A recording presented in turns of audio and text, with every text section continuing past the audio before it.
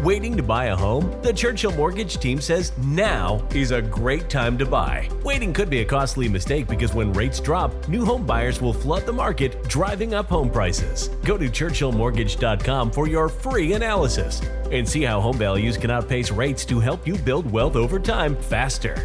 This is a paid advertisement. NMLS ID 1591. NMLSConsumerAccess.org. Equal housing lender. 1749 Mallory Lane, Suite 100, Brentwood, Tennessee. 37027.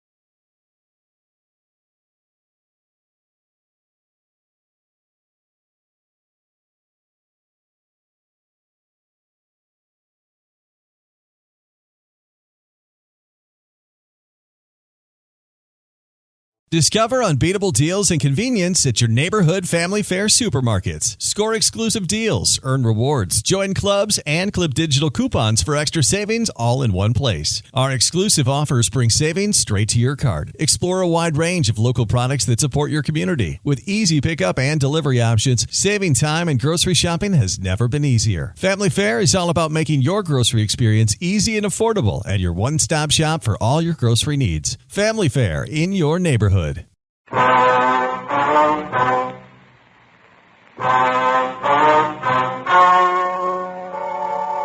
story you are about to hear is true. The names have been changed to protect the innocent. Fatima Cigarettes. Best of all, king-size cigarettes brings you Dragnet.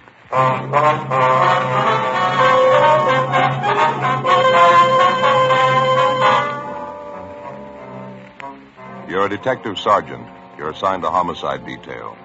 A 22-year-old girl has been abducted. Her family receives an anonymous message. The abductor demands $30,000 for the safe return of the girl. Your job? Get him.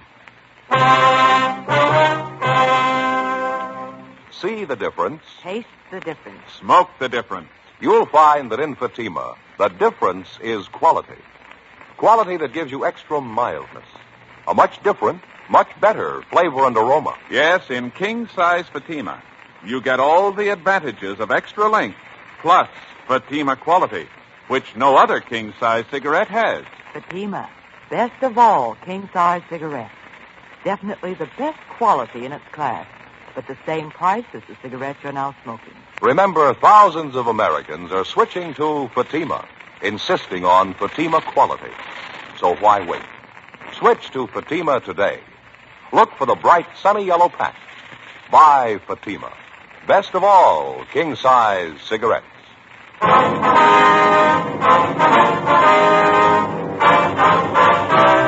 Dragnet, the documented drama of an actual crime. For the next 30 minutes, in cooperation with the Los Angeles Police Department, you will travel step by step on the side of the law through an actual case transcribed from official police files.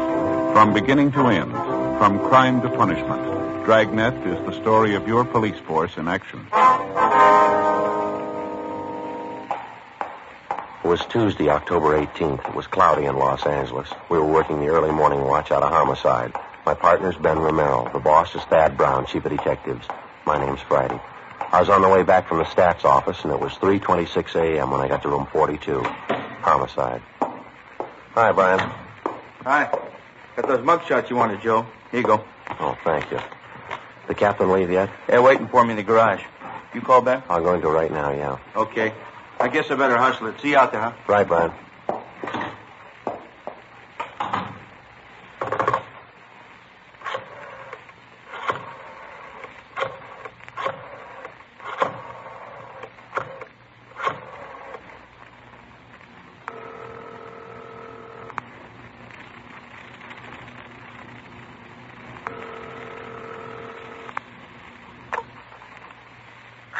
I'm sorry to wake you, Ben. This is Joe. How you feeling? Oh, hi, Joe. What time is it? 3:30 a.m. How's a sore throat? Oh, it's a lot better. Ought to be back to work tomorrow. Well, we need you now, Ben. You want to be ready in about 20 minutes? I'll pick you up. 20 minutes? Okay, what's the matter? Man by the name of Martin Sullivan, official down at the Third National Bank. Yeah, what about it? He's got a 22-year-old daughter, or he had one. Huh? She's gone.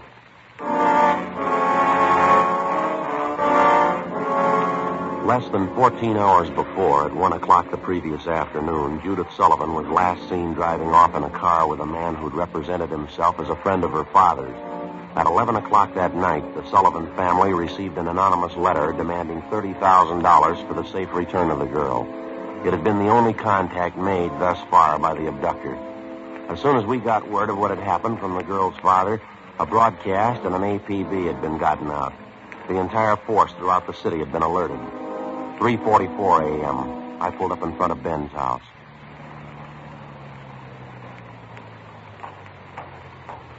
Good morning. Hi. You made good time. Hey, where are we headed? The Sullivan home out on Castro Boulevard. Thad Brown's out there now with Brian. Any leads to go on? No, not so far. The girl disappeared a little before 1 o'clock yesterday afternoon. Note from the abductor came through last night. They're asking $30,000. Oh, I don't get it. Sullivan hasn't got that kind of money. Yeah, I know that. Poor guy's almost out of his mind. Mrs. Sullivan, too, they're all broken up. Fill me in. How'd it happen? Well, the girl was taken from a business school that she goes to. Man had her called out of class. He told her father was sick. Said he was a friend of the family. How about the teachers? What was their story? Well, they said the girl didn't want to go with the man at first, but he finally talked her into it. Kept telling her father was dying. Yeah, lousy thing. Did he use the car? Yeah, blue sedan. That's all we know. Witnesses didn't get the make or the license number. Any description on the man?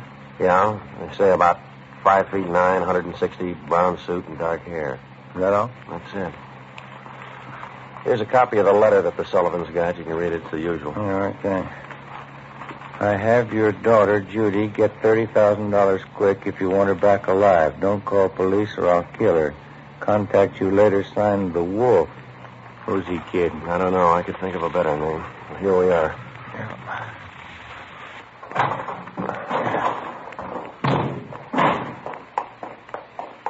Who's got the original note, Joe? The crime lab. They're checking it for prints and handwriting.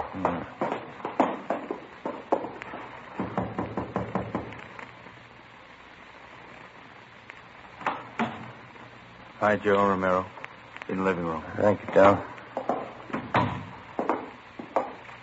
That's the way I see it, Mr. Sullivan. You understand exactly what you have to do now? Yes, I'll do as you say. All right, sir. Here are the two men who will help you. Sergeant Friday and Romero, Central Homicide. All right, Mr. Sullivan. Introduce. Mr. Brown, are you sure about all this? I keep thinking he might get frightened. He might do something to her. Believe me, Mr. Sullivan, it's the only way. I know how you must feel, but we can't do anything else. All right. I want to see Mrs. Sullivan first. Will you excuse me? I'll be ready in a moment. All right, fine. What is it, Chief? Any development?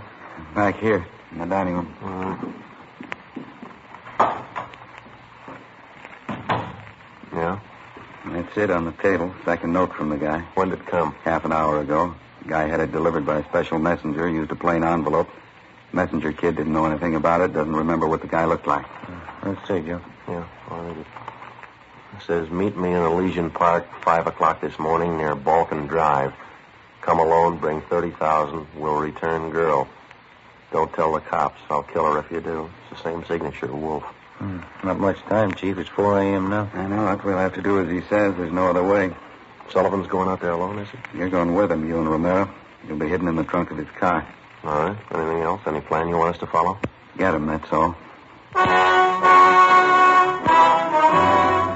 4:15 a.m. Ben and I went out back to the garage where Mr. Sullivan's car was parked. We jammed ourselves into the trunk compartment, and Brian closed the door on us.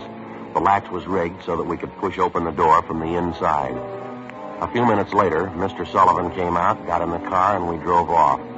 At 3 minutes to 5, we pulled up at the designated meeting place up in Elysian Park. We waited. Nothing happened. 5 minutes past 5 a.m. Still nothing. Outside, it started to thunder. Rain's starting, man. Windy. Joe? Do you hear it? Yeah. A car coming up the road toward us, sounds like. Yeah. Wait a minute. Coming over this way. Yeah, sounds that way, doesn't it? Are you ready? Right. All right, easy. Coming back here. Watch it now.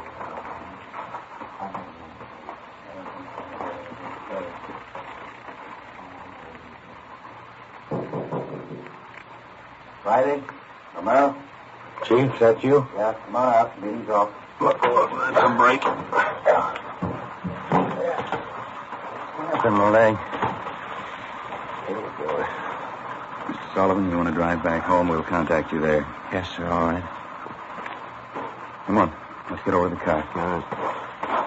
What's the story? Did he scare off? The guy had no intention of following through with the meeting. How come? He told us he phoned a couple of minutes before 5 a.m. We tried to trace the call. He wouldn't stay on the line long enough. What did he have to say? A couple of things.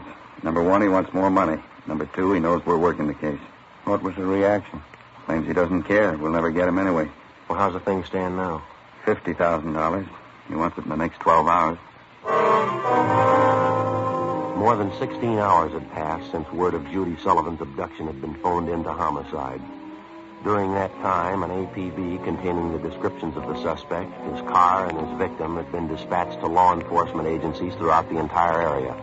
The same descriptions were being broadcast every hour. The Sullivan home had been placed under strict surveillance, and Mr. Sullivan instructed not to contact the suspect without the knowledge of the police.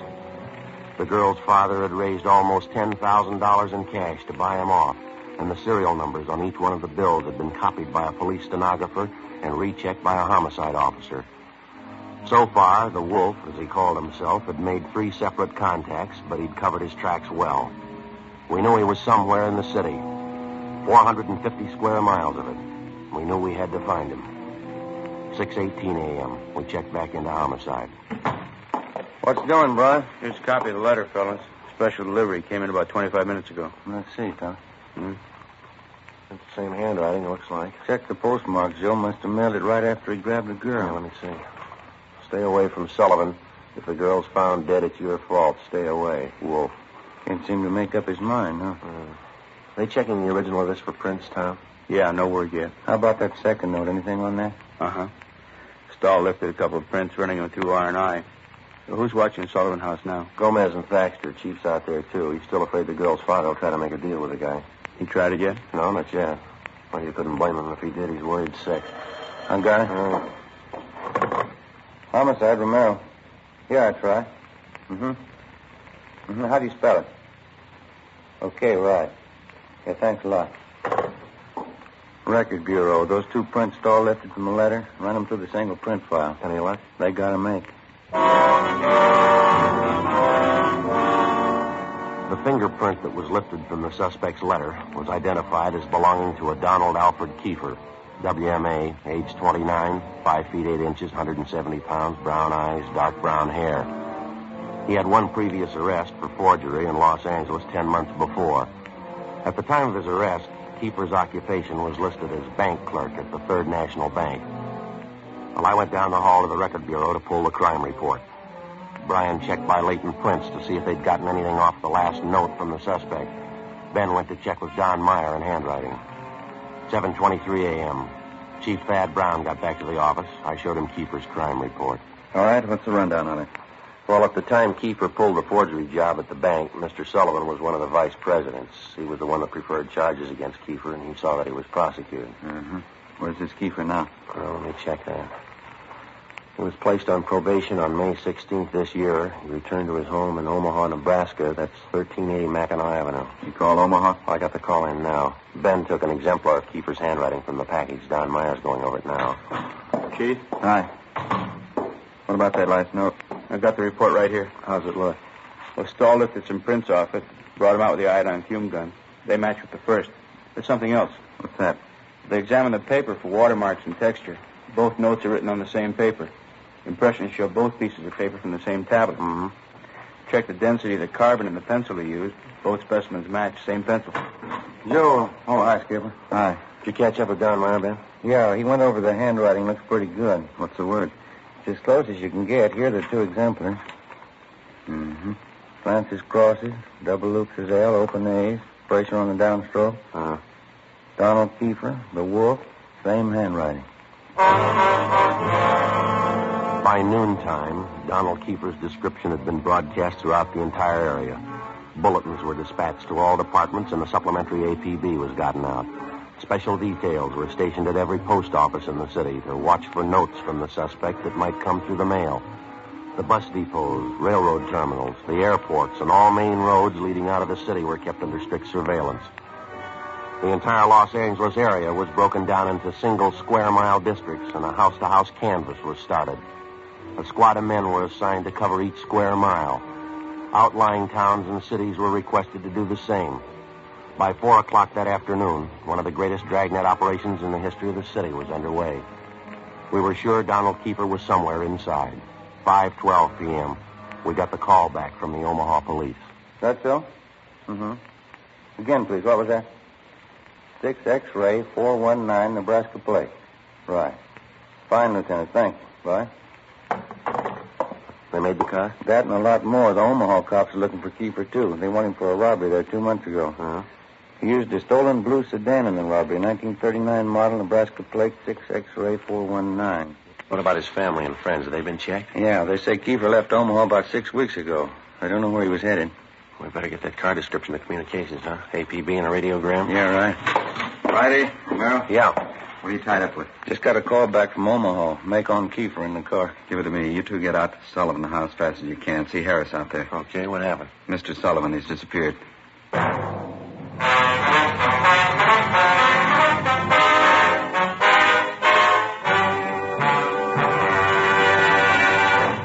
You are listening to Dragnet, authentic stories of your police force in action. Millions heard it, yet only 54 have written. Starting on Dragnet over 2.5 months ago, on September 20th to be exact, Fatima made a special money-back offer to more than 10 million listeners. The results? Amazing. Millions heard it, yet only 54 have written. If you smoke king-size cigarettes, listen to Fatima's famous offer. Buy a pack of Fatimas. Enjoy their extra mildness and superbly blended tobaccos. If you're not convinced Fatima is better than the king-size cigarette you're now smoking, just return the pack and the unsmoked Fatimas before January 1st, and we'll give you your money back plus postage. Fatima, Box 37, New York 1. Remember, thousands and thousands of Americans are switching to king-size Fatima, insisting on Fatima quality. So compare Fatima yourself. When you see the difference, taste the difference, smoke that difference, you'll switch to Fatima. Because in Fatima, the difference is quality. Look for the bright, sunny yellow pack. Buy Fatima.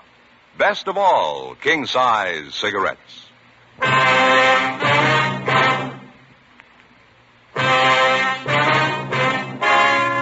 Wednesday, October 19th, 5:48 p.m.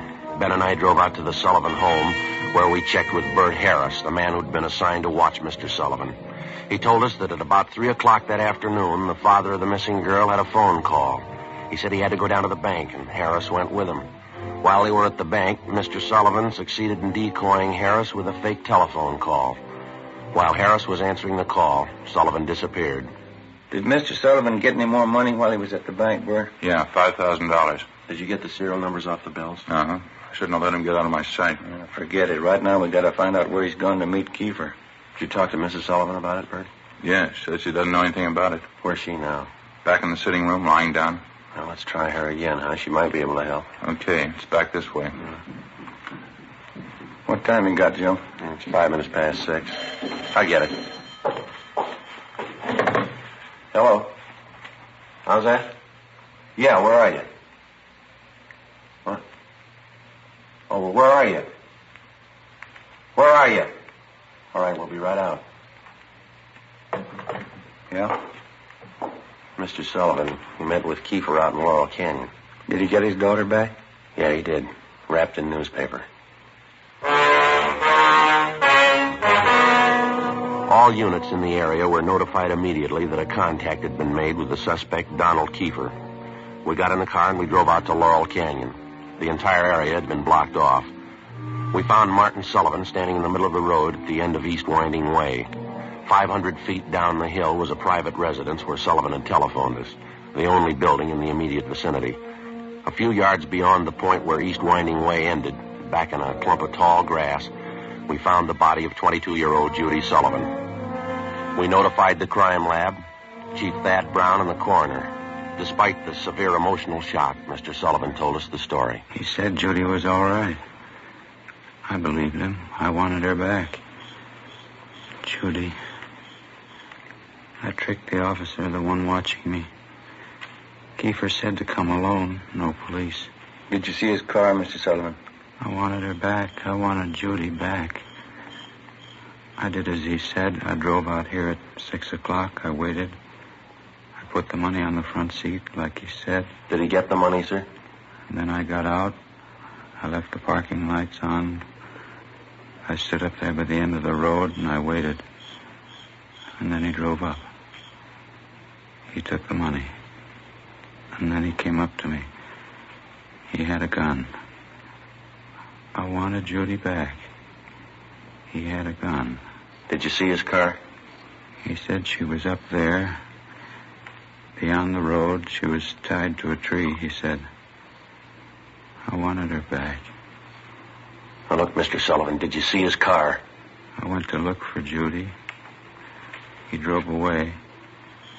She wasn't there by the tree. I couldn't find her. None. Way back. I saw the money on the way. Yes, sir. Lord, let me find him. Oh, Lord, let me kill him.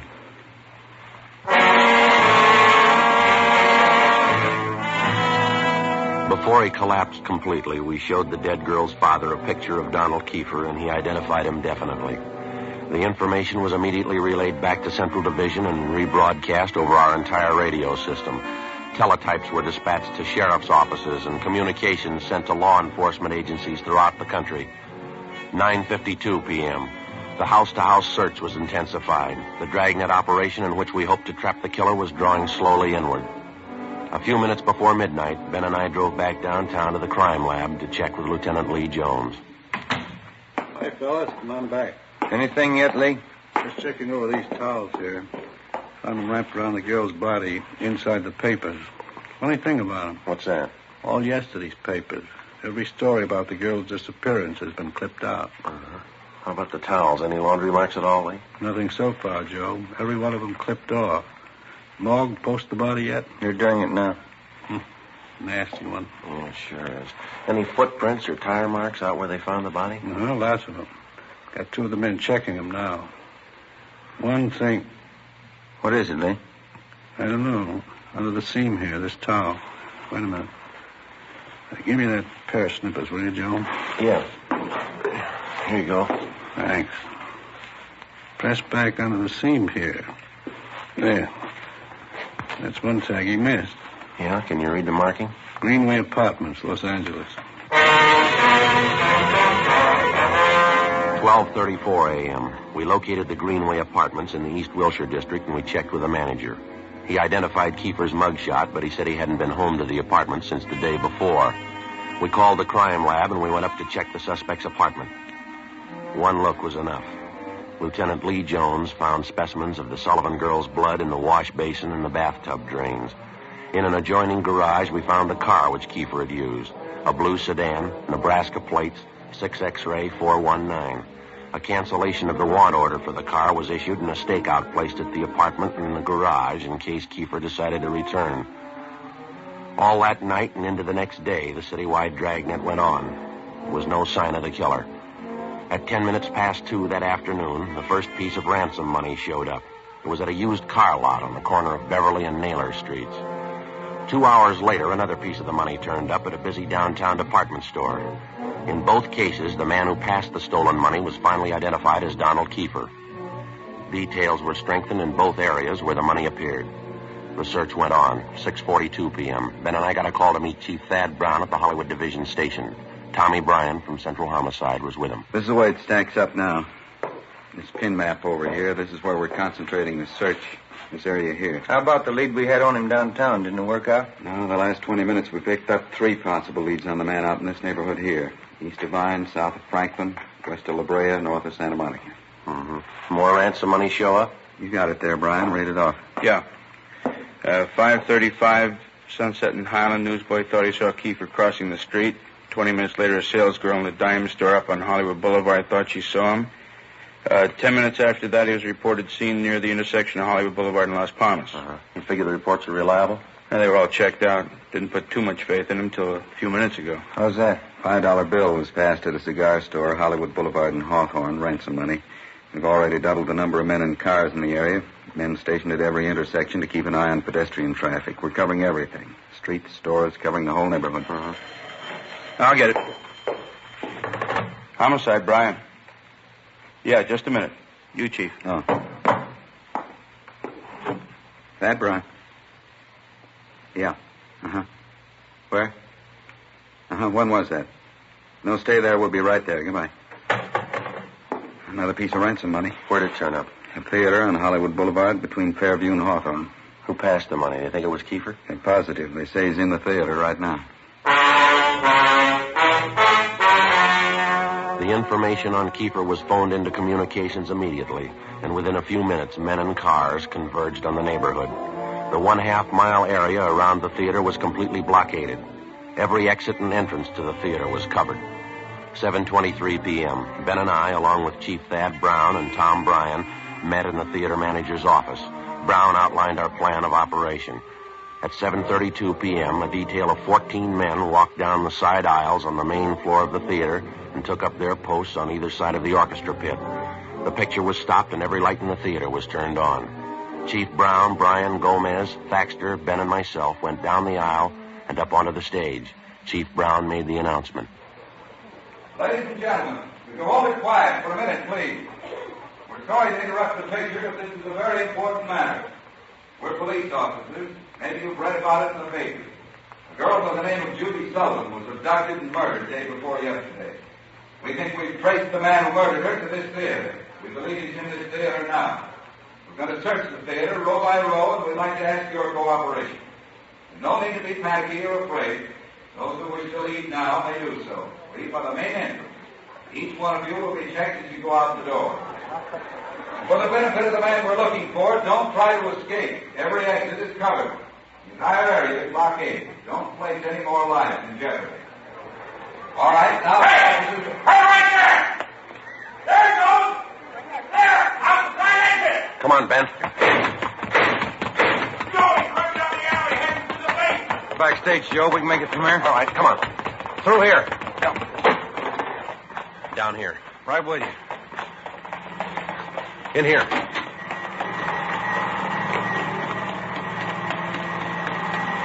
Come on, over here.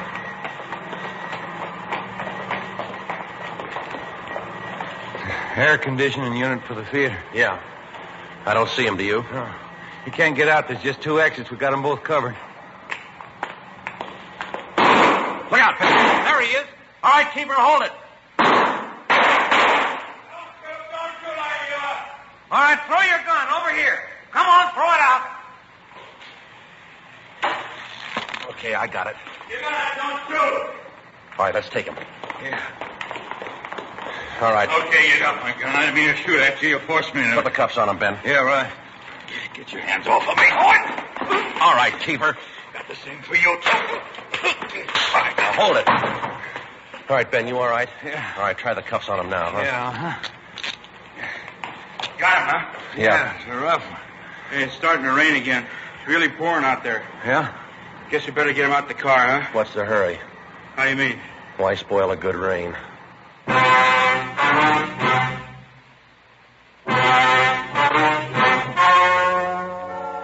The story you have just heard was true. The names were changed to protect the innocent. On January 19th, trial was held in Superior Court, Department 87, City and County of Los Angeles, State of California. In a moment, the results of that trial. Now here is our star, Jack Webb. Thank you, George Fenneman. Friends, this Sunday evening, December 16th, Fatima brings you a television preview of Dragnet on Sound Off Time on NBC. Check your papers for the time. Now, it's an actual case history filmed right on the spot, right at the City Hall, downtown Los Angeles. Starting in January, Dragnet will be seen regularly on television, in addition to Dragnet Radio. Now, remember, Fatima is making all this possible and making it possible for you to give the best this Christmas to everybody who smokes king-size cigarettes. Fatima in the new holiday gift carton. It's the smartest of all Christmas cartons, just as it should be, because Fatima is the best of all king-size cigarettes. Give Fatima.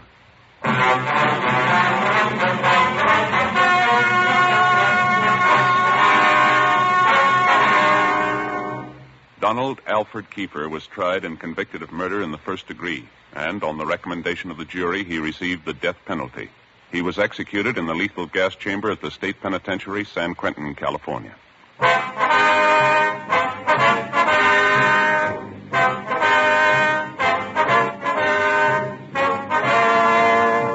You have just heard Dragnet, a series of authentic cases from official files. Technical advice comes from the Office of Chief of Police W.H. Parker, Los Angeles Police Department. Barton Yarborough as Sergeant Ben Romero. Also heard were Whit Connor and Vic Perrin. Script by Jim Moser. Music by Walter Schumann. Hal Gibney speaking.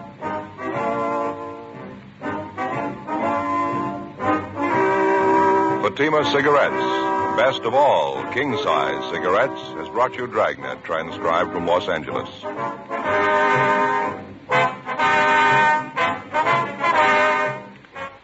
Counter Spy fights international intrigue next on NBC.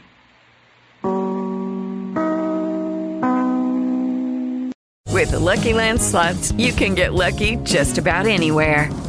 This is your captain speaking. We've got clear runway and the weather's fine, but we're just going to circle up here a while and get lucky. No, nothing like that. It's just these cash prizes add up quick. So I suggest you sit back, keep your tray table upright, and start getting lucky. Play for free at LuckyLandSlots.com. Are you feeling lucky? No purchase necessary. Void where prohibited by law. 18+ terms and conditions apply. See website for details. Lucky Land Casino, asking people, what's the weirdest place you've gotten lucky? Lucky? In line at the deli, I guess? Aha, in my dentist's office. More than once, actually. Do I have to say? Yes, you do. In the car before my kids' PTA meeting. Really? Yes. Excuse me, what's the weirdest place you've gotten lucky? I never win and tell. Well, there you have it. You can get lucky anywhere, playing at LuckyLandSlots.com. Play for free right now. Are you feeling lucky? No purchase necessary. Void where prohibited by law. 18+. Terms and conditions apply. See website for details.